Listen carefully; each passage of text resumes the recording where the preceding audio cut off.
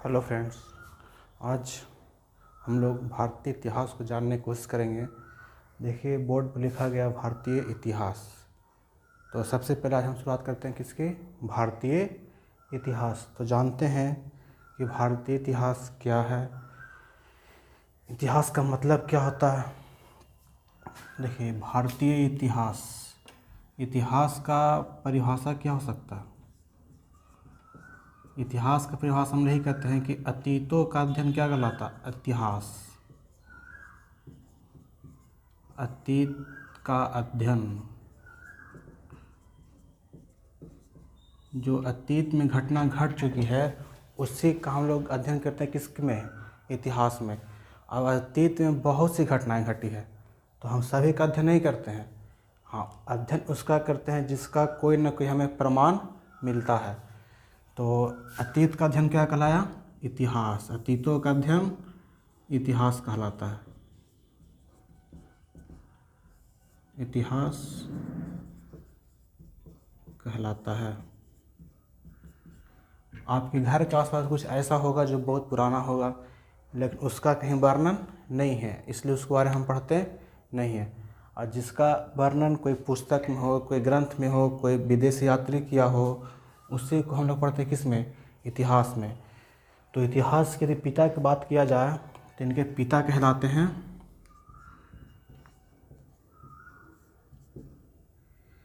Herodotus. Herodotus इनके कहलाते हैं पिता, इतिहास के पिता हेरोडोटस। ये एक पुस्तक लिखे थे, उसी पुस्तक में भारत और फारस के बीच संबंध के अध्ययन को बताया था। तो इनके पुस्तक का नाम था हिस्टोरिका। इनके पुस्तक थी जिनका नाम था हिस्टोरिका। पुस्तक हिस्टोरिका। तो थोड़ा सा हम चर्चा कर लेते हैं कि हम भाई बताएं कि हम उसी का अध्ययन करते जिसका कहीं ना कहीं जिक्र किया गया। कुछ ग्रंथ में कुछ अभिलेख होता है, कुछ सिक्के चलते हैं, उसमें कहीं ना कहीं उसका अध्ययन किया गया था। इतिहास को हम लोग जानने के जो तरीके हैं, जैसे कह सकते हैं इतिहास के जानने के स्रोत क्या क्या हो सकते हैं, तो ऐसे इसकी चर्चा हम करेंगे अगली क्लास में। पर थोड़ा सा समझाने के लिए करते हैं इतिहास के जानने के स्रोत। इतिहास के जानने के स्रोत, ऐसे देखा जाए तो इतिहास के जानने के दो स्रोत हैं। यहाँ पर इतिहास जानने के दो स्रोत, पहला हो जाता है पुरातात्विक स्रोत। पुरातात्विक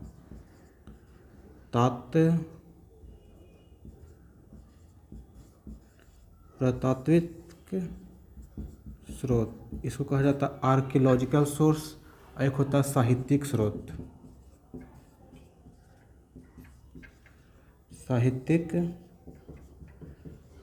स्रोत, देखिए पुरातात्विक स्रोत में वो सभी आता है जिसका हम देखिए वर्णन कर, जैसे अभिलेख क्या है? अभिलेख में कोई राजा अपने क्या लिखते थे? अपने जीवन की जो कथा उनके सामने होती थी, जो जीवन में घटता था, उसमें लिखते थे। किसमें? अभिलेख में। जैसे हम लोग पढ़े हैं कि सबसे पुराना अभिलेख था बोगज कोई अभिलेख।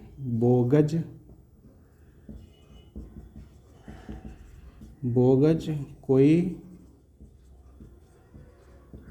अभिलेख। फिर एरन अभिलेख, ऐसा पढ़ेंगे। फिर आगे आएगा हाथी गुम्फा अभिलेख, बहुत से अभिलेख है। फिर अशोक के शिलालेख अभिलेख की चर्चा की जाएगी। फिर पढ़ते किसके बारे में? स्मारक से हमें जानकारी मिलती है। स्मारक हो गया या कोई भवन हो गया। स्मारक की चर्चा किया जाए, भवन सब जानते हैं भारत में बहुत से स्मारक भवन हैं जिसके बारे में इतिहास में पढ़ते, उससे बहुत कुछ जानने के लिए हमें मिलता है। फिर चर्चा किया जाए मूर्ति के बारे में, हम लोग पढ़ते हैं कि बहुत प्राचीन मूर्ति मिली है, उससे इतिहास का पता चलता है। सिक्के से पता चलता है कि सोने के सिक्के चले थे, तांबा के चले थे, चमड़ा के सिक्के चला था भारत में इतिहास में। फिर यदि इसकी चर्चा किया जाए तो इससे भी दो भाग में बांटते हैं। एक हो जाता है पुस्तक, साहित्यिक पुस्तक कह सकते हैं, और एक हो सकता है विदेशी आक्रमणकारी बहुत से भारत में विदेशी आक्रमणकारी आए थे जो भारत पर आक्रमण किए थे, अपने अपने पुस्तक में भारत की यात्रा का वर्णन किए थे। उस पुस्तक से हमें भी इतिहास के बारे में जानकारी पता चलती है। इसमें बहुत से पुस्तक हैं, इसमें बौद्ध साहित्य है, जैन साहित्य है, ब्राह्मण साहित्य है, ऐसे बहुत से साहित्य की इसमें चर्चा मिलती है। विदेशी आक्रमणकारी हम लोग पढ़ते हैं कि इब्न बतूता आया था, इब्न बतूता, ह्वेनसांग, इत्सिंग, ऐसे ऐसे बहुत से चीनी यात्री थे, कुछ अरब के थे, कुछ भारत देश के, बहुत से हमारे देश में यात्री आए थे। उन्हीं से भी हमारे इतिहास की जानकारी पता चलती है। तो हम हर एक चीज़ को इतिहास में अध्ययन नहीं करते, अध्ययन उसे करते हैं जिनका कोई ना कोई हम इस पुस्तक से द्वारा, इसके द्वारा या फिर इस स्रोत से द्वारा कोई ना कोई हमें जानकारी मिलती है। उसी का अध्ययन किस में करते हैं, हम लोग इतिहास में करते हैं। तो ये था इतिहास। अब आते हैं इतिहास के जो कालखंड बांटा गया है उसकी चर्चा करते हैं कि इतिहास को कितने कालखंडों में बांटा गया है।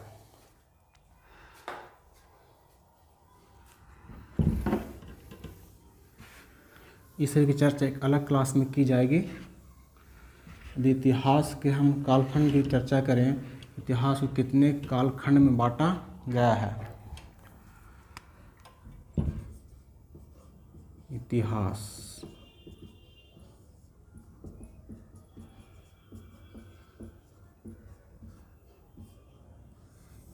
जिसे चर्चा किया जाए तो इतिहास को 3 कालखंड में हम बांटते हैं। पहला का नाम है प्राक ऐतिहासिक काल। प्राक ऐतिहासिक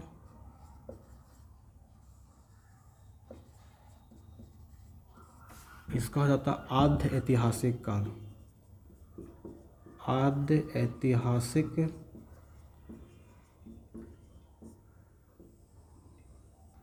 प्राक ऐतिहासिक काल, आद्य ऐतिहासिक काल और एक हो जाता है ऐतिहासिक काल।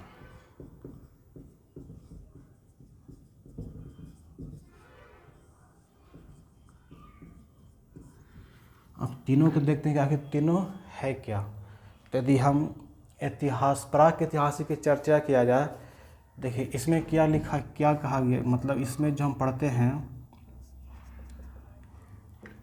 इसमें कोई इसकी लिखी जानकारी नहीं है, लेकिन इसमें जो साक्ष्य मिले हैं, पुरातात्विक साक्ष्य मिले हैं, उसी के आधार पर कहते हैं कि किस काल का है, प्राक ऐतिहासिक काल का। तो इसमें कोई लिखी जानकारी हमें नहीं थी।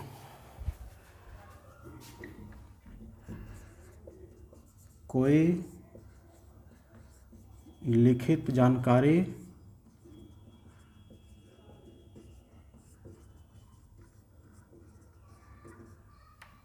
इसमें कोई लिखित जानकारी नहीं था। हम लोग जो इसमें जो भी हमारा पुरातात्विक साक्ष्य मिला है उसी के आधार पर क्या करते हैं, इसका अध्ययन करते हैं।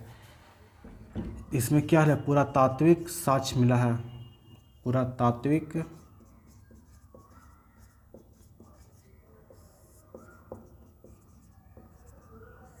आप लोग से क्वेश्चन है कि पूरा भारतीय पुरातत्व का जनक किसे कहा जाता है। कमेंट बॉक्स में आंसर दीजिएगा, इसका आंसर अगले वीडियो में आपको दिया जाएगा। तो इसका पुरातात्विक साक्ष्य हमें क्या हुआ है, प्राप्त हुआ है, इसी में हम लोग इसकी अध्ययन करते हैं। तो इसमें हम किसको पढ़ते हैं, तो पाषाण काल का अध्ययन करते हैं। किस काल का, पाषाण काल। पाषाण मतलब क्या होता है, पत्थर। पाषाण काल मतलब पत्थर का युग। इसके जैसे पाषाण काल का जो खोज किए थे वो किए थे अलेक्जेंडर कनिंघम ने इसे का खोज किया था, वही बताए थे किसके बारे में, पाषाण काल के बारे में। अगला लिखा हुआ आद्य ऐतिहासिक काल। इसमें एक और व्यक्ति थे, ये रॉबर्ट ब्रूस फुट नामक एक वैज्ञानिक जो इतिहासविद थे, वो इसका खोज किए थे। अब है आद्य ऐतिहासिक काल। इसमें चर्चा किया जाए तो यहाँ पर देखिए इसमें था कोई लिखित जानकारी नहीं थी। इसमें क्या, इसमें लिखित जानकारी था, इसमें लिखित जानकारी मिली है, इसमें लिखित जानकारी मिली है, लेकिन सब ऐसा लिखा है इसको आज तक पढ़ा ही नहीं गया है। लिखित जानकारी मिली है लेकिन इसे पढ़ा नहीं गया। अब इन लोग क्या क्या उसमें लिखे हैं, जो आज तक भारत के लोग या भारतीय इतिहासकार हैं या फिर वैज्ञानिक भारतीय या विदेशी इतिहासकार हैं, वो इसका लिखा हुआ आज तक नहीं पढ़ पाए। इसमें हम किसका किसका अध्ययन करेंगे, तो बहुत महत्वपूर्ण है सिंधु घाटी की सभ्यता। सिंधु घाटी की सभ्यता।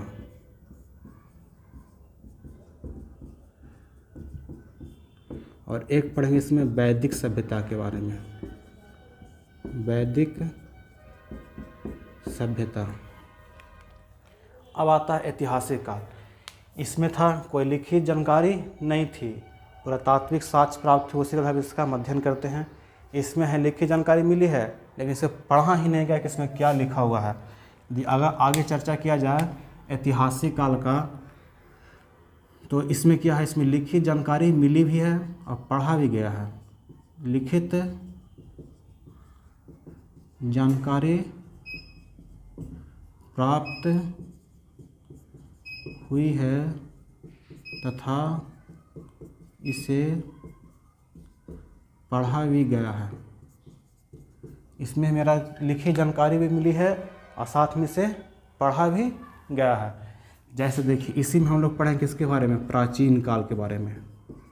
प्राचीन काल, मध्यकाल, आधुनिक काल,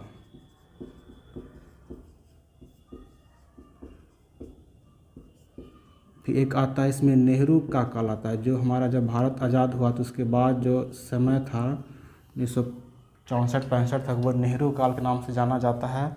फिर एक इसमें पढ़ते हैं विश्व इतिहास के बारे में। विश्व इतिहास, ये सभी किस में आता है, ऐतिहासिक काल में।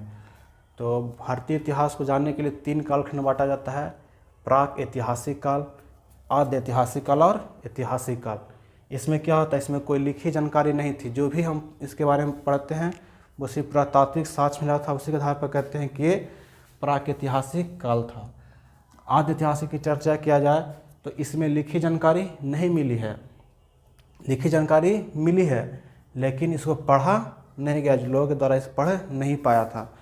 तो इसमें सिंधु घाटी की सभ्यता के बारे में पढ़ेंगे और वैदिक सभ्यता के बारे में पढ़ेंगे। अगला है ऐतिहासिक काल। इसमें लिखी जानकारी मिली भी है, साथ में साथ उसे पढ़ा भी गया है। जैसे में है इसमें अध्ययन करें किसके बारे में, प्राचीन काल, मध्यकाल, आधुनिक काल, नेहरू के काल को और विश्व इतिहास के काल को। तो अब हम लोग शुरू करते हैं किसके बारे में, प्राक ऐतिहासिक काल के बारे में। तो प्राक ऐतिहासिक काल को मेन है किसके बारे में, पाषाण काल। अब हम बताए थे रॉबर्ट ब्रूस फुट थे जो इसकी खोज किए थे। तो इसे भी कई चरणों में बांटा जाता है।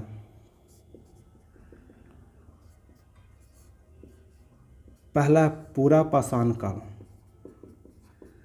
पूरा पाषाण काल, मध्य पाषाण काल और नव पाषाण काल। और एक है ताम्र पाषाण काल, जिसको चैल्कोलिथिक युग भी कहा जाता है। चैल्कोलिथिक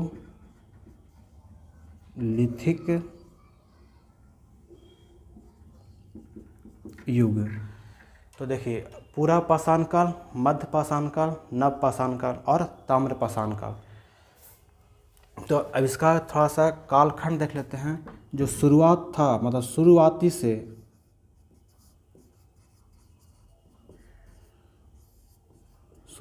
से 10,000 ईसा पूर्व का जो समय है, ईसा पूर्व का समय, वो पूरा पाषाण काल के नाम से जाना जाता था। यदि मध्य पाषाण काल की चर्चा किया जाए तो 10,000 ईसा पूर्व से 10,000 ईसा पूर्व से 5500 ईसा पूर्व के आसपास का जो समय था वो जाना जाता है मध्य पाषाण काल के युग से, मध्य पाषाण काल। नव पाषाण काल की चर्चा किया जाए तो 5500 ईसा पूर्व से 2500 ईसा पूर्व का जो समय है, या फिर कहीं कहीं 3000 देता है, उसके समय को कहा जाता है नवपाषाण काल। तो ये उसका टाइम पीरियड लिखा हुआ, पूरा पाषाण काल, मध्य पाषाण काल और नवपाषाण काल। शुरुआती से 10,000 ईसा पूर्व, फिर उसके बाद लिखा जा रहा है 10,000 ईसा पूर्व से 5500 ईसा पूर्व, फिर 5500 ईसा पूर्व से 2500 ईसा पूर्व का समय को हम जानते हैं नवपाषाण काल से एक ताम्रपाषाण काल चैल्कोलिथिक युग। तो आज अगला पढ़ना चालू करते हैं हम पूरा पाषाण काल के बारे में, इसमें क्या क्या घटना घटी जो इतिहास में लोग इसके बारे में महत्वपूर्ण है।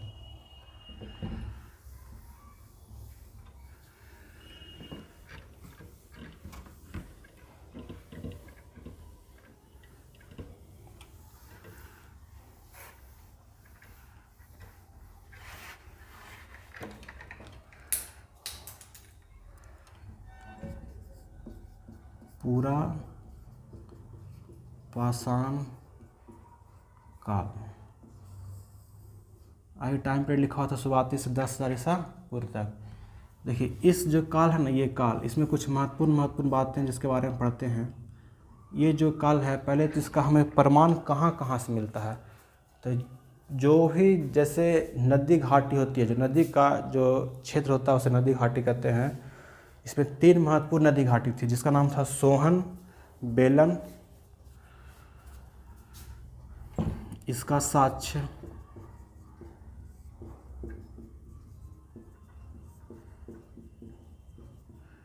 सोहन नदी घाटी जो पड़ता है पंजाब में, बेलन नदी घाटी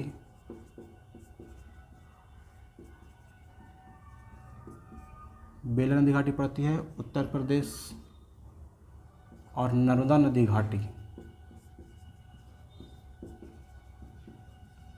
ये पड़ती है हमारा महाराष्ट्र में।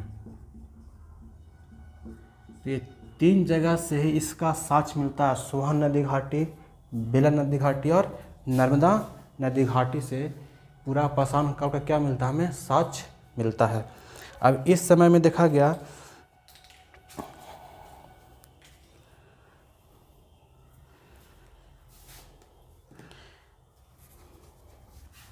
अब यदि इसकी चर्चा आगे करते हैं हम, इसमें जो मनुष्य था वो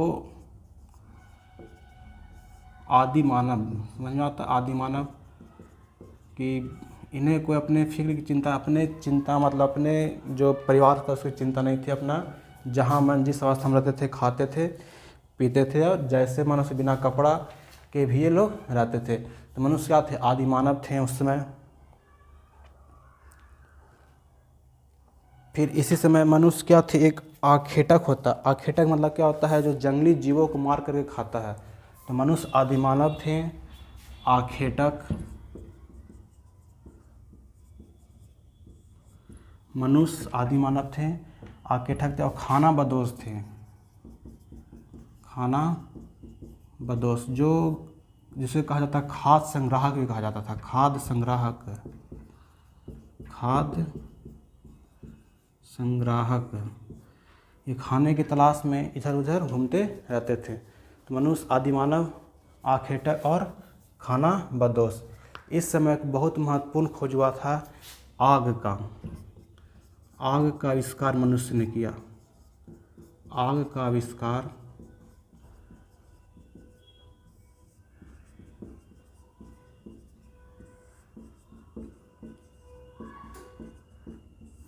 इस समय आग का खोज किया गया था, किसके द्वारा, मनुष्य के द्वारा। अब इस समय जो मनुष्य थे वो जंगलों में खास कर आग करते थे। तो इनके जो प्रमाण मिलता है, एक बहुत फेमस जगह है भीमबेटका की गुफा। वहाँ पर ऐसे गुफा में ऐसे एक मनुष्य का फोटो भित्ति चित्र दीवार बना हुआ है, एक मनुष्य है और उसका ऐसे हाथ है, और इस प्रकार से उसमें ऐसे भाला लिए हुए है। इस तरह से इसमें एक भाला का ऐसे पत्थर का ऐसे नोक बना हुआ उस भाले में। तो वहाँ पर जो इसका जो क्या है, मनुष्य की गुफा मतलब चित्रकारी करना सीख गया था किसी समय, इसी समय। इसमें क्या चित्रकारी करना सीख गए थे, चित्रकारी करना सीख गए थे। तो इसका प्रमाण कहाँ मिलता है, भीमबेटका गुफा, भीमबेटका गुफा में, जो कहाँ पड़ता है, मध्य प्रदेश में। भीमबेटका गुफा कहाँ पड़ती है, मध्य प्रदेश। यहाँ इस समय क्या थे, जो मनुष्य का जो औजार था वो पत्थर के थे। तो बहुत बड़े बड़े क्या थे औजार थे इनके, जो पत्थर के औजार थे ये बहुत बड़े बड़े थे। इनके पत्थर के औजार बहुत बड़े बड़े थे, जिनमें इनका 3 औजार बहुत महत्वपूर्ण था। एक हैंड एक्स, एक क्लीवर्स और एक स्क्रैपर्स। ये इनके 3 औजार थे बहुत महत्वपूर्ण। हैंड एक्स मतलब जैसे कुल्हाड़ी होता है ना, एक्स मतलब कुल्हाड़ी, वही हाथ का कुल्हाड़ी था। क्लीवर से चिमटा जैसा था। ये सब इनके क्या थे, बहुत बड़े बड़े उसमें इनके औजार हुआ करते थे। जैसे इनका बताएं कि इनका साक्ष्य मिलता है सोहन नदी घाटी, फिर इनका साक्ष्य मिलता है बेलन नदी घाटी और नर्मदा नदी घाटों में इनका क्या मिलता है, साक्ष्य मिलता है। फिर आगे बताएं कि ये मनुष्य आदिमानव थे उस समय। आदिमानव बस अपने से मतलब और कोई से मतलब उनका नहीं था। जैसे मानो जहाँ पेड़ पौधे कंदमूल जो मिलता था वो खाते थे। आखेटक थे मतलब जीवों का शिकार करके वो खाते थे। खाना बदोश मतलब क्या थे, खाद संग्रह थे, खाना जमा करके भी वो रखते थे। इस समय सबसे महत्वपूर्ण हुआ आग का आविष्कार। तो आग का आविष्कार पूछता है क्वेश्चन, किस पाषाण काल में हुई, तो आग पूरा पाषाण काल। यदि याद नहीं रहे, जब आग लगता है तो क्या होता है, पूरा का पूरा जला देता है। तो आग किस काल में, पूरा पाषाण काल में। इस समय मनुष्य क्या चित्रकारी करना सीख गए थे। जो कहाँ था, भीमबेटका गुफा से, वहाँ से प्रमाण मिलता है मध्य प्रदेश में वो गुफा है। इसके पत्थर के औजार बहुत बड़े बड़े थे, जिसमें एक हैंड एक्स था, क्लीवर्स था और स्क्रैपर्स था। ये उस समय पूरा पाषाण काल की इसमें विशेषता हो गई। तो अब जब नेक्स्ट वीडियो मिलेंगे तो मध्य पाषाण काल और नव पाषाण काल की चर्चा किया जाएगा। धन्यवाद। वीडियो को लाइक और शेयर करें। जय हिंद।